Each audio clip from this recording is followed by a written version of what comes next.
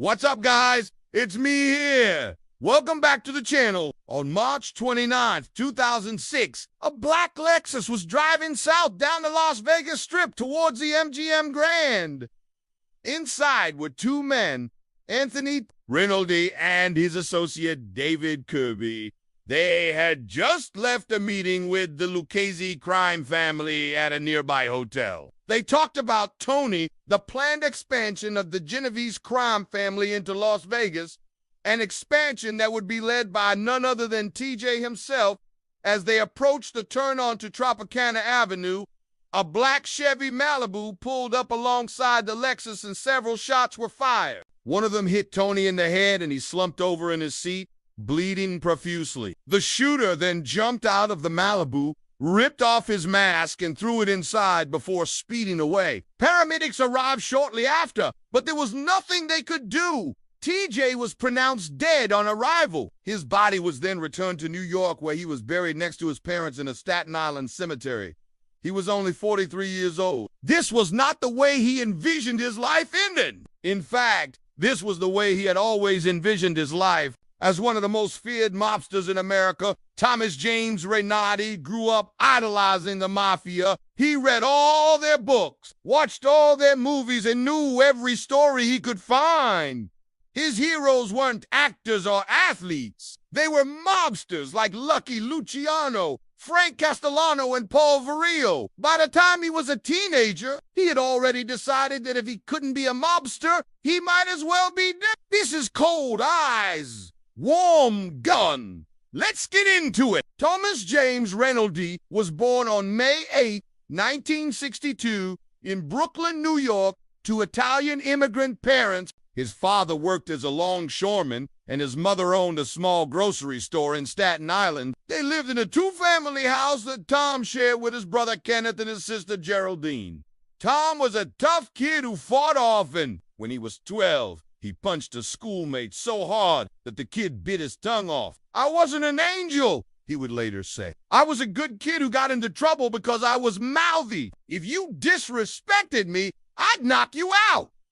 His solution to everything was violence, and so it shouldn't be surprising that when he was 16, he joined the Bonanno crime family. A year later, he committed his first murder, taking out a drug dealer from the Lucchese crime family who was selling drugs near one of the Bonanno social clubs. Tom was considered a made man at the age of 21 and was assigned to the crew of Joseph Massino, who was also from Staten Island. By the late 80s, he had already earned the nickname TJ, which stood for Troublemaker Jr. He became known as the go-to guy for settling labor disputes in construction sites around New York City. During this time, he was also introduced to a young woman named Deborah Graffino, the daughter of a prominent Bonanno. They soon fell in love and were married a few years later. Together, they had 3 sons. Unfortunately for Tom, Massino was sentenced to 100 years in prison for racketeering, conspiracy, and murder. So Tom went to work for another capo named Vincent Viniosha, but it didn't take long for Tom to make a name for himself. He was violent, vicious, and ruthless. In 1997, he assaulted 2 people in a Long Island City warehouse for stealing money from a poker game.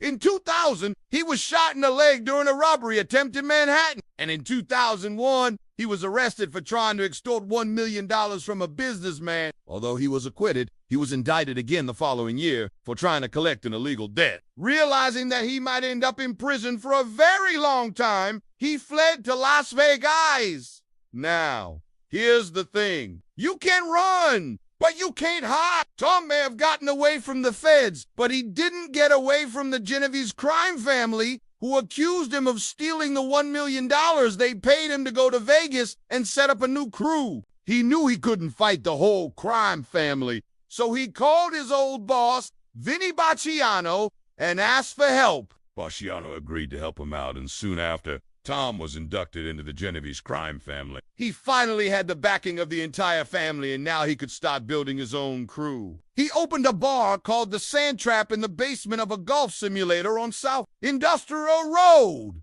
It quickly became popular among gamblers, and soon enough, the FBI caught wind of it. Wiretaps revealed that Genevieve's captains from New York were flying to Vegas to meet with Rinaldi and discuss illegal activities. Eventually, Tony was arrested again for running a gambling ring. But in a move that surprised even the FBI, Vincent Bastiano bailed him out. Later that same day, he was arrested again for planning a robbery at the Bellagio Hotel Casino. Again, Bastiano bailed him out. It was obvious that the Genovese crime family wanted Rinaldi in Las Vegas, and they weren't going to let anything stop him from getting there. Finally, in 2005, he was given permission to open a legitimate business in Vegas. He bought the Four Queens downtown, which was suffering from bad management and declining profits, with the help of his wife, Deborah, and her cousin, Anthony Spina.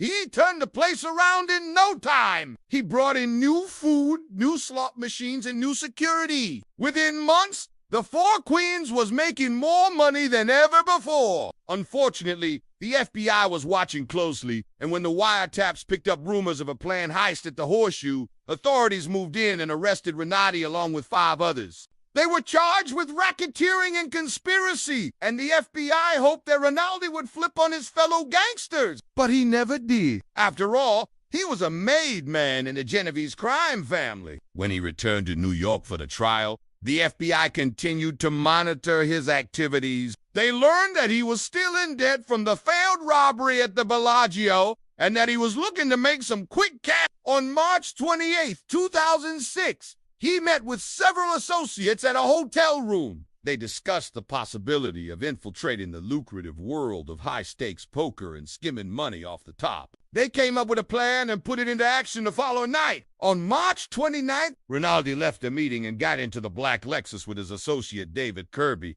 A black Chevy Malibu pulled up alongside them and several shots were fired. One of them hit Rinaldi in the head and he slumped over in his seat, bleeding profusely. The shooter then jumped out of the Malibu, ripped off his mask, and threw it inside before speeding away. Paramedics arrived shortly after, but there was nothing they could do. Rinaldi was pronounced dead on arrival. His body was then returned to New York, where he was buried next to his parents in a Staten Island cemetery. He was only 43 years old.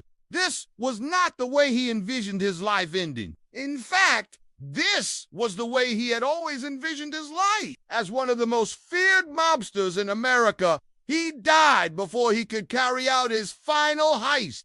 But who ordered the hit? Well, that's what makes this case so interesting. There are 3 possible suspects, each with their own motive. The first is Matthew Madonna, a capo in the Genovese crime family, who Rinaldi had stolen money from. When Madonna learned that Rinaldi was planning to rob the Bellagio, he may have decided to take matters into his own hands. The second suspect is Vincent Bastiano, who had been sentenced to life in prison for racketeering and conspiracy. Some believe that he ordered a hit to keep Rinaldi from testifying against him at the appeals trial. Others believe that he ordered the hit out of jealousy. After all, he had helped Rinaldi become a made man, and Rinaldi had repaid him by stealing from him. The third and final suspect is Tony's wife, Deborah, who had been having an affair with Matthew Madonna. Some believe that she set up to hit herself and then tipped off the FBI to avoid suspicion. Others believe that she was simply involved in the murder plot. Whatever the truth may be, we may never know for sure. All we know is that on March 29th, 2006, a black Lexus was driving south down the Las Vegas Strip towards the MGM Grand.